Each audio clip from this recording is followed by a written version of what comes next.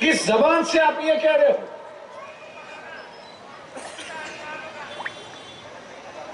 कि शिवसेना जो है ये सेकुलर हो गई, सेकुलर मिजाज का दिमाग हो गया। कांग्रेस ने एक वॉशिंग मशीन का एडवर्टाइजमेंट दिया और कहा है कि मोदी जी वॉशिंग पाउडर डाल के उनको धुलाते हैं और उनका दाग जो है, दामन का दाग जो है वो निकल जाता है। मैं इन मुसलमानों से पूछना चाहता हूं कि कांग्रेस ने ऐसी कौन सी मशीन निकाली है, कांग्रेस ने ऐसी कौन सी मशीन निकाली है कि जिसमें उसको अंदर डालो और धार्मिक आदमी जो है वो सेक्युलर बन जाता है, पूरी विचारधारा उसकी बदल जाती। मुखौटा तो हर वक्त कोई बदलता रहता है,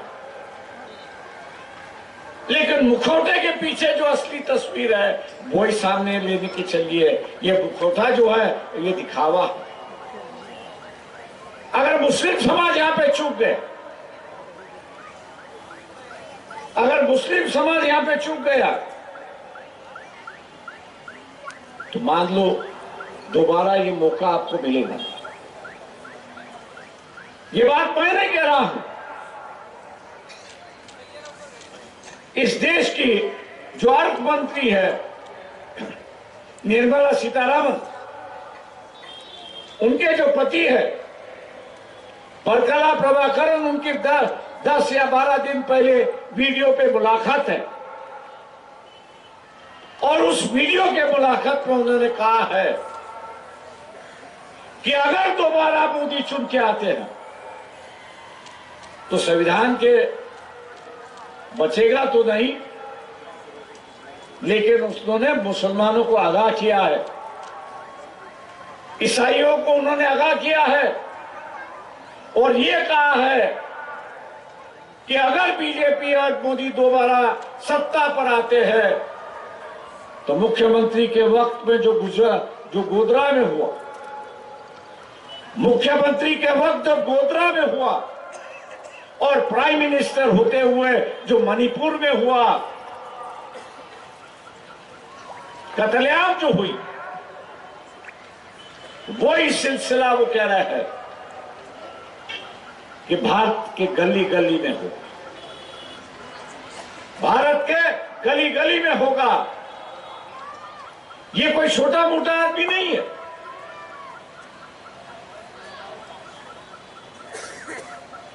जिसके बीवी के हाथ में इस देश की पूरी तिजोरी है और उसके सही के बिना, सिग्नेचर के बिना या कुछ हिलता नहीं है, ऐसे व्यक्ति आपको आगाह कर रहा है।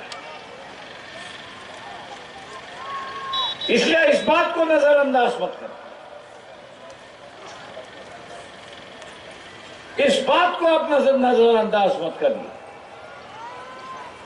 कुछ लोग मुझे कहते हैं इतिहास का दोहरा देते कि हम तो लड़ने वाली कौन है। मैं उनसे ये पूछता हूं फिर गोधरा में क्यों नहीं लड़े भैया? बदले की भावना क्या, तो फिर गोधरा में क्यों नहीं बदला लिया? ये जो इतिहास जो है वो सबक सिखाता है कि वह हम लोग लड़ना चाहिए, ये नहीं कि उसकी दुआ दे के हम लोग ये करें। अगर हम लड़ेंगे नहीं तो अपने आप को बचाएंगे नहीं, और लड़ना है तो या इस बार वोट के माध्यम से लड़ना है और यही देखना है कि हम लोग दोबारा इतिहास इस औरंगाबाद में दोबारा।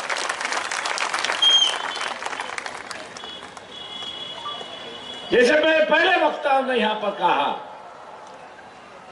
कि जो वंचित बहुजन अघाड़ी के साथ में जो मतदार है, वंचित बहुजन अघाड़ी के साथ में जो मतदार है वो मतदार आज भी अफसर के साथ में, आज भी अफसर के साथ में है। और मैं मुसलमानों से पूछता हूं, आप हारने वाले के साथ जुड़ोगे या जीतने वालों के साथ जुड़ोगे?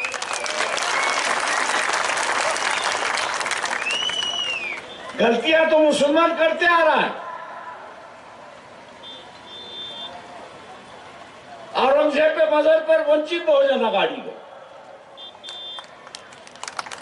मोहम्मद पैगंबर का दिल जो है वो वंचित बहुजन अघाड़ी ले आई। हिजाब के खिलाफ यही सम्मेलन होने वाला था और उस लड़की का सत्कार होने वाला था। कौन कह रहा था? तो यहाँ वंचित बहुजन अघाड़ी। और मैं नहीं समझता कि आपके रुझान जो है वो कांग्रेस की तरफ है कि जिसने आपके समाज को एक उम्मीदवारी नहीं, महाराष्ट्र में एक भी उम्मीदवारी नहीं, राजस्थान में एक उम्मीदवारी नहीं, मध्य प्रदेश में एक उम्मीदवारी नहीं, और मुसलमान आज ये कह रहा है कि हम कांग्रेस के साथ जुड़ो।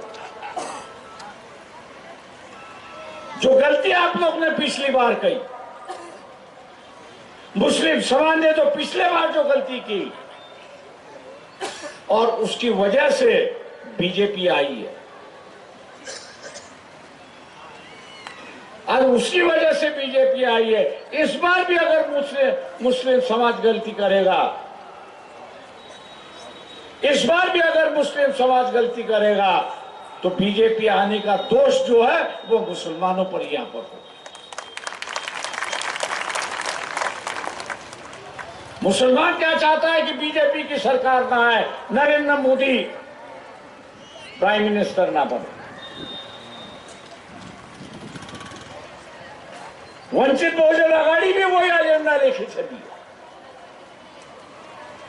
फिर आपको जुड़ने से कतराते क्यों?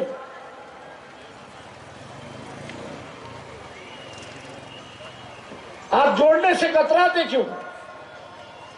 आपका मजहब तो यह सिखाता है कि जिस पर जुल्म हो रहा है, अत्याचार हो रहा है, उसको साथ दो, उसके साथ रहो, तो अल्लाह आपको दुआ दे। यहां मालियों को टिकट नहीं है, धनगरों को टिकट नहीं दिया, और किसी समाज को नहीं दिया। और अत्याचार जो होता है वो जिनको टिकट दिया हुआ है कांग्रेस वालों ने, वही तो अत्याचार मुसलमानों पे कर रहा है। इस बात को आप भूल गए। एक नया रास्ता, दोस्ती का रास्ता, भाईचारे का रास्ता, विश्वास का रास्ता, सेक्युलर का रास्ता वंचित बहुजन अघाड़ी आपके सामने रखा। वंचित बहुजन अघाड़ी आपके सामने रख रहे हैं। आज बीजेपी और नरेंद्र मोदी ये कह रहे हैं, इनडायरेक्टली कह रहे हैं कि कांग्रेस का जो एजेंडा है वो मुस्लिम लीग का एजेंडा है, और उसके आगे जाके ये कह रहे हैं कि देश का बंटवारा हो। कभी आपने सोनिया गांधी, राहुल गांधी, खड़गे ने इसके खिलाफ का बयान दिया, ये आपने सुना है? जिनकी हिम्मत नहीं है अपनी इज्जत बचाने की, अपनी इज्जत बचाने की हिम्मत नहीं है, वो आप लोगों की क्या हिफाजत कर रहे हैं? आपकी अगर हिफाजत करना है तो आपको ही हिफाजत करना जरूरी है। और इसलिए मैं आप लोगों से ये कहता हूं कि हम लोगों की कोशिश है कि मुस्लिम समाज अपने पैरों पर खड़ा हो, और इसलिए इस इलेक्शन में 5 जगह जो है वो मुसलमान कैंडिडेट हम लोग ने उतारे। अफसर खान उसमें से एक है। वक्त हो चुका है, वक्त हो चुका है। इसलिए मैं आपसे गुजारिश करता हूं, विनती करता हूं, ये तीनों उम्मीदवारों की जो निशानी है, ये गैस सिलेंडर है। गैस सिलेंडर का सामने का बटन दबाकर इनको भारी वोटों से जिताइए। इन्हीं लफ्जों के साथ रजा लेता हूं। खुदा हाफिज।